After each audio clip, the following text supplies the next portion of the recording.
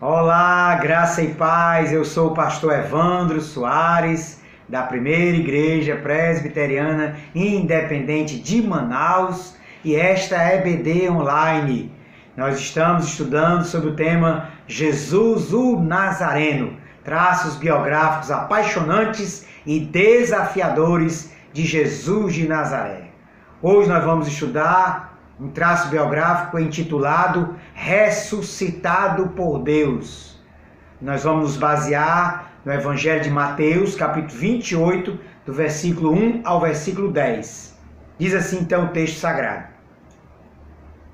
No findar do sábado, ao entrar o primeiro dia da semana, Maria Madalena e a outra Maria foram ver o sepulcro.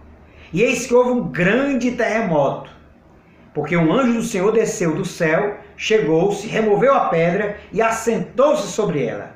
O seu aspecto era como um relâmpago, e a sua veste alva como a neve. E os guardas tremeram espavoridos e ficaram como se estivessem mortos. Mas o anjo, dirigindo-se às mulheres, disse: Não temais, porque sei que buscais Jesus, que foi crucificado. Ele não está aqui, ressuscitou, como tinha dito. Vinde ver onde ele jazia. E depois depressa e dizei aos seus discípulos que ele ressuscitou dos mortos e vai adiante de vós para a Galiléia. Ali o vereis, é como vos digo. E retirando-se elas apressadamente do sepulcro, tomadas de medo e grande alegria, correram a anunciá-lo aos discípulos. E eis que Jesus veio ao encontro delas e disse: Salve! E elas, aproximando-se, abraçaram-lhe os pés e o adoraram. Então lhes disse Jesus: Não temais, ide avisar a meus irmãos que se dirijam a Galiléia, e lá me verão. Podemos então iniciar esse estudo com uma belíssima citação de um comentarista bíblico famoso chamado John Brodus. Abre aspas.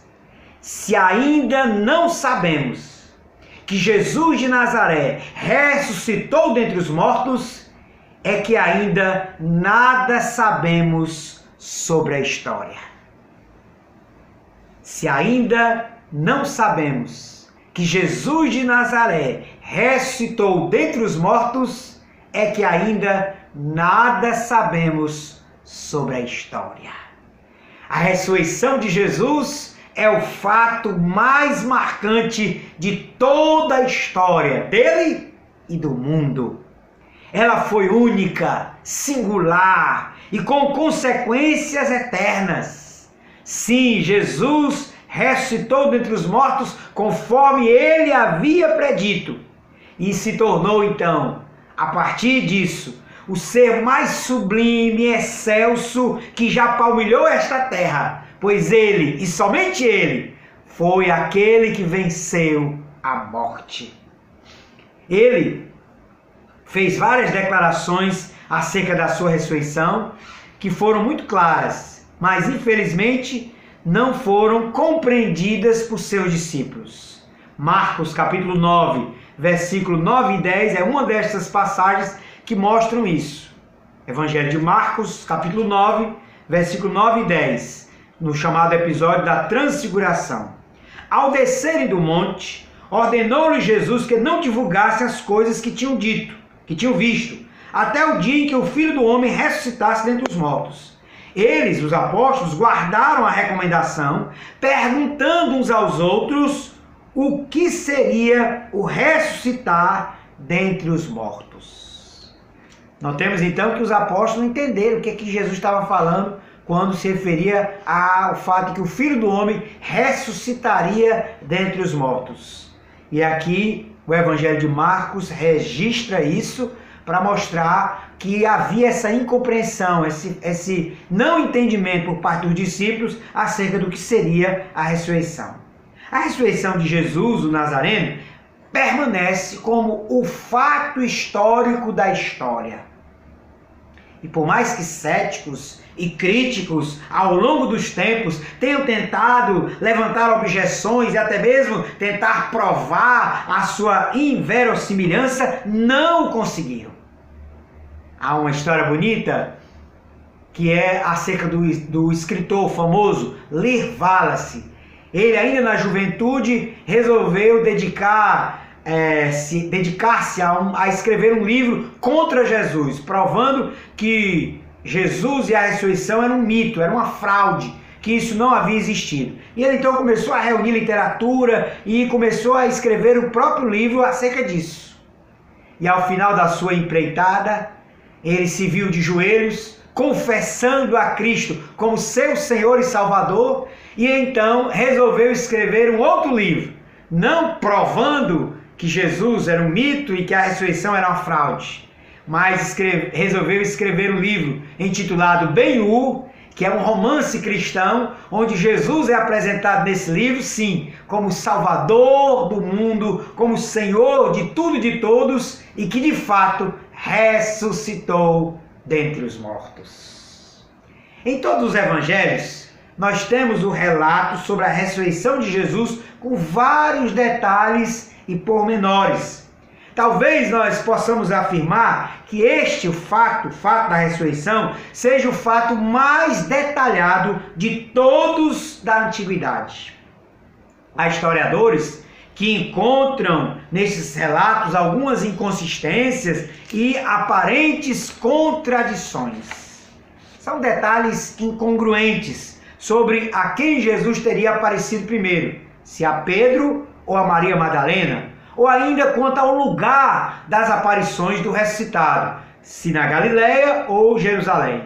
No entanto, nada disso diminui ou obscurece a grandeza e a sublimidade da ressurreição de Jesus, que ocorreu de fato entre o ano 33 ou 36 depois de Cristo.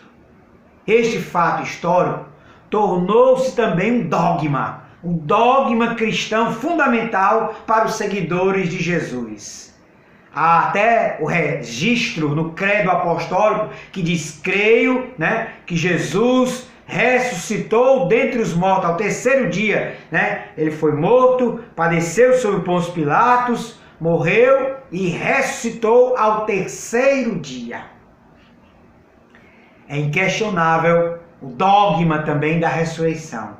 Por isso, Paulo, lá escrevendo aos Coríntios, enfrentava algum tipo de questionamento sobre isso e escreveu lá na primeira epístola de Paulo aos Coríntios, capítulo 15, versículo 17, uma famosa afirmação do apóstolo Paulo, que diz assim: se Cristo não ressuscitou, vã é a nossa fé e ainda permanecemos nos pecados.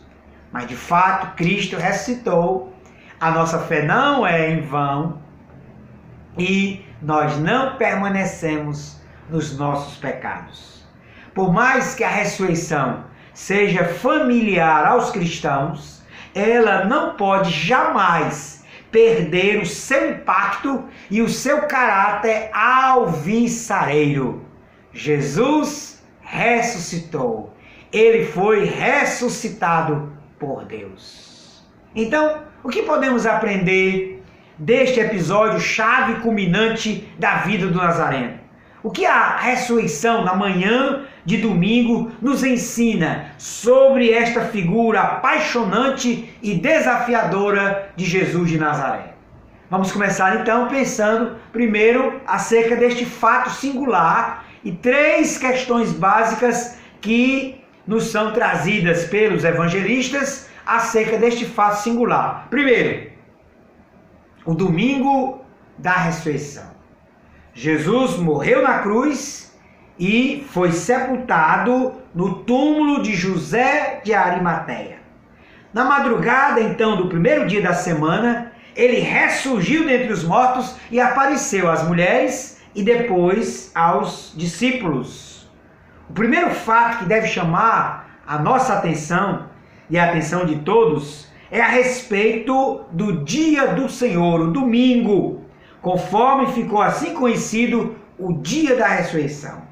Lembremos-nos que os discípulos eram judeus e observavam as leis de descanso, mas foram surpreendidos com a ressurreição do Senhor, que se deu no primeiro dia da semana. E isso passou a ser observado paulatinamente como um dia especial que viria a substituir o antigo sábado judeu. Apocalipse, capítulo 1, versículo 10, nos diz assim. Apocalipse, capítulo 1, versículo de número 10. Achei-me em espírito no dia do Senhor, e ouvi por detrás de mim grande voz como de trombeta.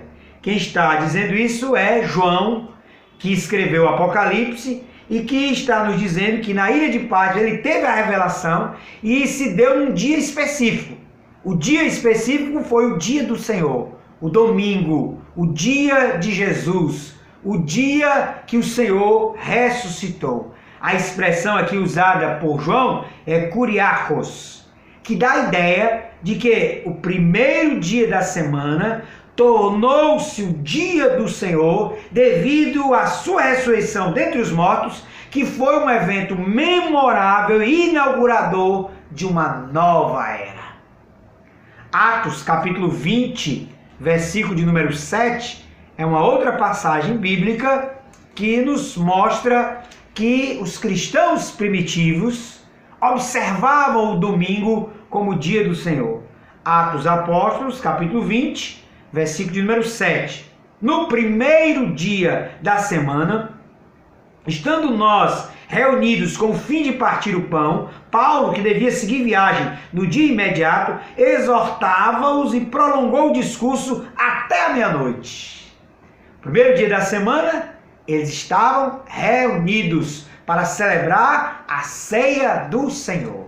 Então, o domingo, dia do Senhor, é esse dia memorável que nos traz a lembrança o fato de que Jesus foi ressuscitado por Deus dentre os mortos.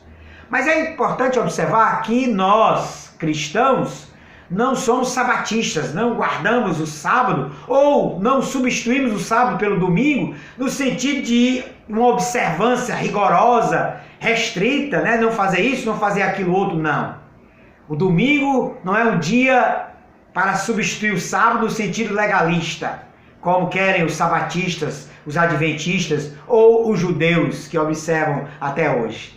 Nós observamos o domingo como um dia de celebração, como um dia do Senhor, como um dia de adoração, como um dia de trazer à memória o fato de que Jesus ressuscitou dentre os mortos. Há um segundo sinal, uma segunda questão que nós também podemos colocar dentre essas questões que nós estamos levantando. A primeira, o domingo, dia da ressurreição. Segundo, o túmulo vazio. O anjo, ao anunciar às mulheres que Jesus ressuscitara, fez questão de convidá-las a ver o local onde ele jazia outrora.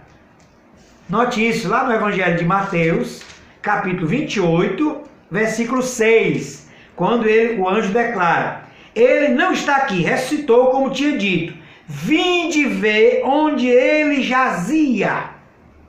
Isso testifica que o túmulo vazio foi um elemento fundamental para a fé no ressuscitado.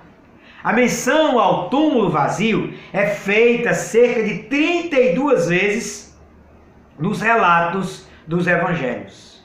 O túmulo de José de Arimateia foi, na manhã de domingo de Páscoa, de fato um objeto de muito interesse para os evangelistas. Há detalhes acerca deste sepulcro que são significativos. Primeiro, pertencia a José de Arimateia. Evangelho de Mateus, capítulo 27, versículo 57, diz assim: caindo a tarde, veio um homem rico de Arimateia, chamado José, que era também discípulo de Jesus. Versículo 58. Este foi ter com Jesus e lhe pediu o corpo de Jesus. Este foi ter com Pilatos e lhe pediu o corpo de Jesus. Então Pilatos mandou que ele fosse entregue.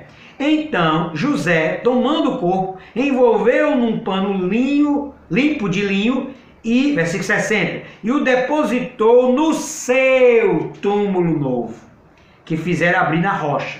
E rolando a grande pedra para a entrada do sepulcro, se retirou. Então note que aqui o texto diz-nos que ele, José de Arimateia, depositou o corpo de Jesus no seu túmulo. O túmulo pertencia a José de Arimateia. Um segundo detalhe também importante acerca do sepulcro, não somente que era de José de Arimateia, um homem rico, um homem conhecido. O túmulo era de sua propriedade e lá fora onde Jesus foi sepultado. Segundo, o túmulo era novo ou nunca fora usado. Nesse texto também já dá esse detalhe, no versículo 60, quando diz, Mateus 28, 60, 27, 60, e o depositou no seu túmulo novo. Mas também no Evangelho de Lucas, capítulo 23, Lucas, capítulo 23, versículo 53, também nos conta esse detalhe. Diz assim, e tirando-o do madeiro, envolveu num lençol de linho e o depositou num túmulo aberto em rocha, onde ainda ninguém havia sido sepultado. Onde ainda ninguém havia sido sepultado. Outro detalhe importante, então, que o túmulo não tinha sido usado por ninguém, era novo. Terceiro detalhe, o túmulo era próximo a um jardim. Evangelho de João, capítulo de número 19, versículo 41. Olha lá. No lugar onde Jesus fora crucificado havia um jardim, e neste um sepulcro novo, no qual ninguém tinha sido ainda posto. Note que os evangelistas fazem questão de registrar os detalhes. O detalhe, o túmulo pertencia a José de Arimateia, homem rico, homem conhecido. O túmulo era novo, ninguém havia usado. Terceiro detalhe, o túmulo ficava próximo a um jardim. Quarto detalhe, Mateus 27, 66 registra que uma escolta romana o guardara. Mateus, capítulo 27, versículo 66. Diz assim, 27, 66. Indo eles, montaram guarda ao sepulcro, selando a pedra e deixando ali a escolta. Então, havia uma guarda, uma escolta, né? No versículo 65, Pilatos diz então aos sacerdotes que foram diante dele, disse-lhes Pilatos, aí tendes uma escolta, ide guardai o sepulcro como bem vos parecer. Indo eles, montaram guarda ao sepulcro. Então uma escolta romana foi designada, a escolta, dizem os historiadores, que tinha geralmente 4 a 6 soldados, foi designada para estar ali guardando o sepulcro de Jesus. E um quinto detalhe é que este sepulcro, túmulo de Jesus, fora selado com o selo romano. Então esse texto aqui do Evangelho de Mateus, capítulo 27, versículo 66, diz assim, indo eles, montaram guarda ao sepulcro, selando a pedra e deixando ali a escolta. Selando. O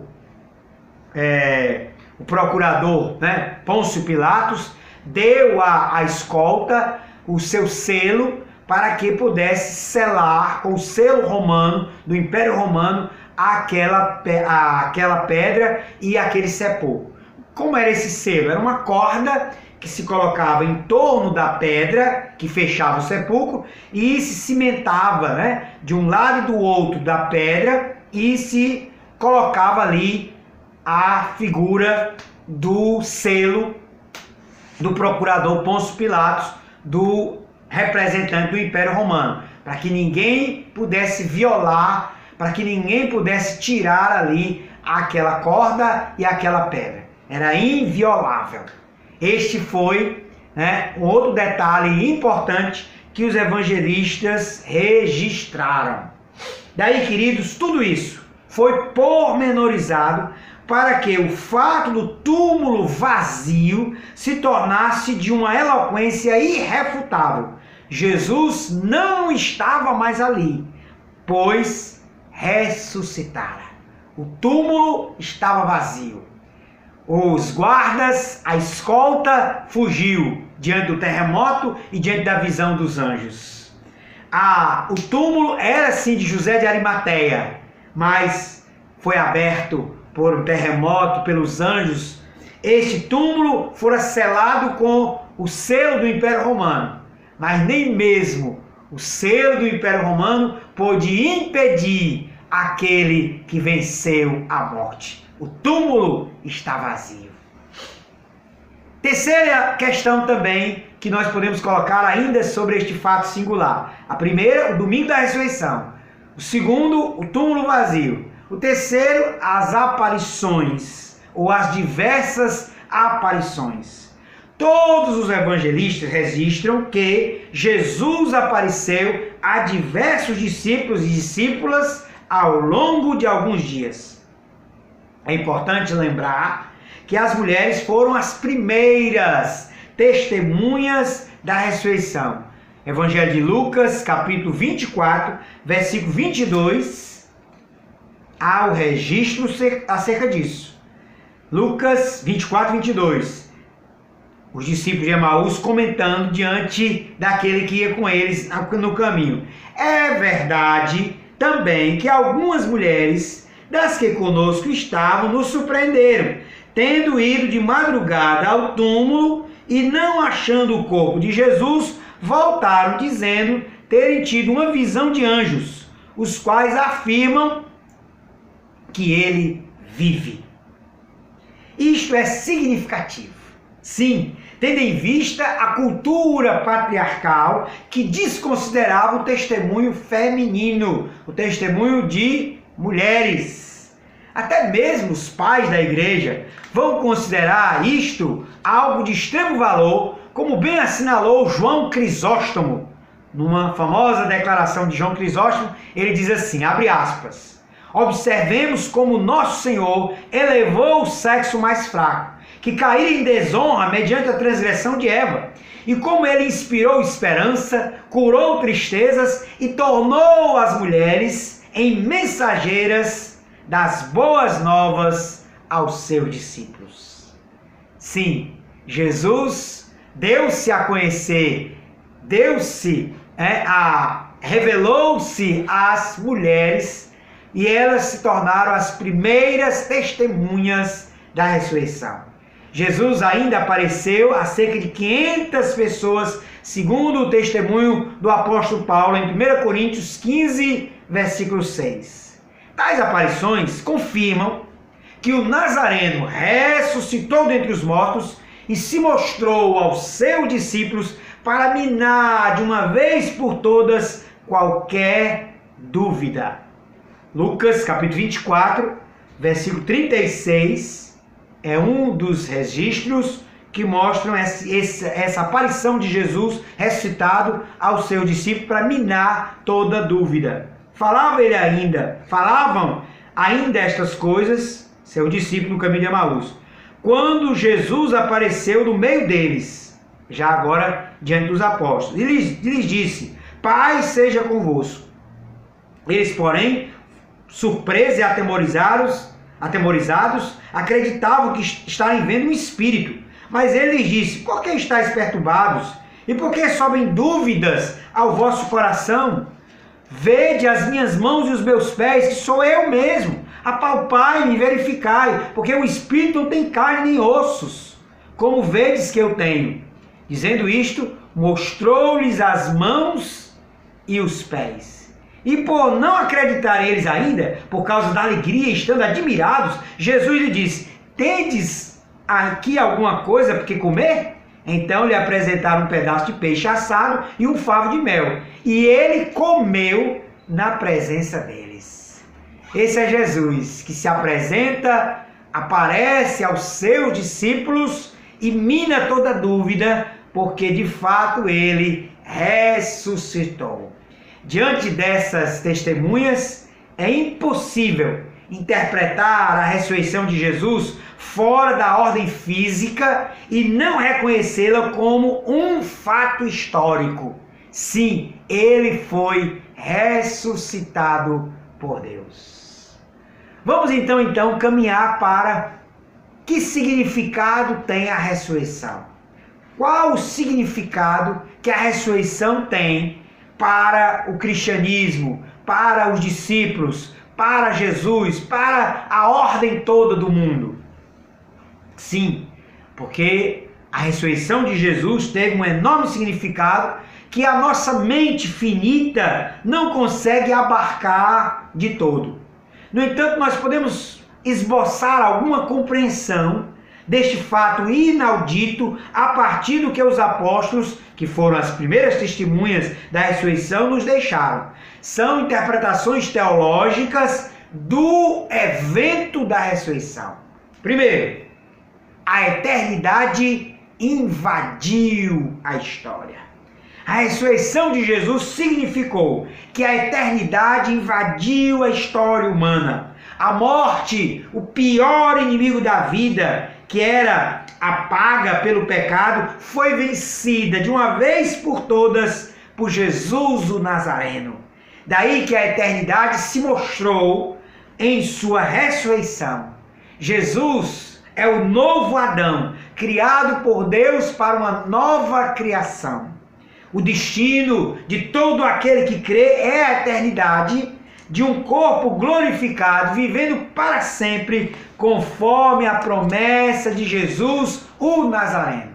Ele disse a Marta, a Maria, diante do túmulo de Lázaro: eu sou a ressurreição e a vida. Quem crê em mim nunca morrerá eternamente. A eternidade invadiu a história.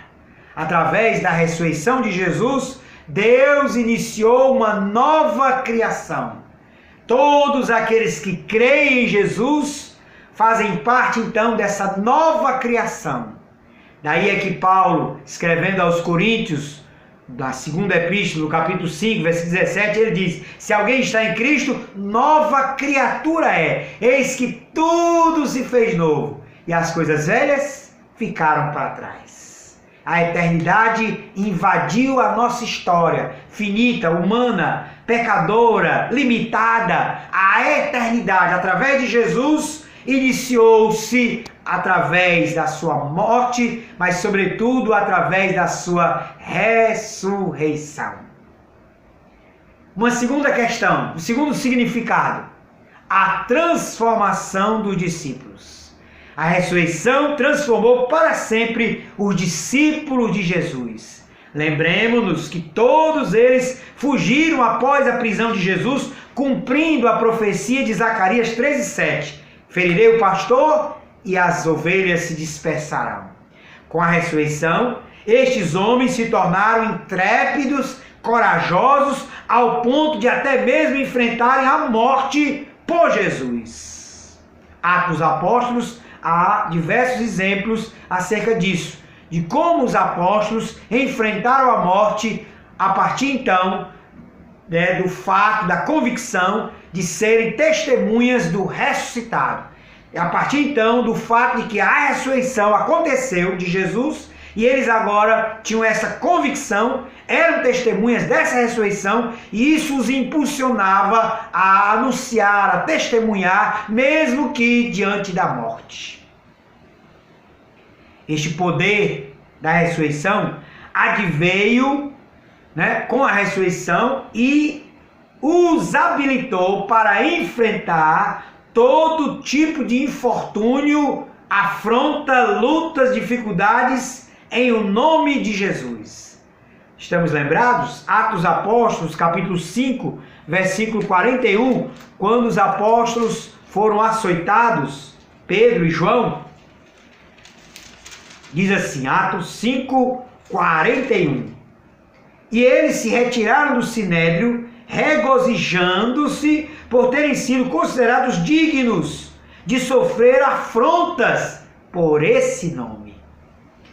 O poder da ressurreição é algo tão sublime que Paulo almeja isso para a sua vida, para conhecer mais e mais este poder da ressurreição. Filipenses, capítulo 3, versículo 10, Paulo faz uma afirmação nesse sentido. Ele diz assim: para o conhecer e o poder da sua ressurreição e a comunhão dos seus sofrimentos, conformando-me com ele na sua morte.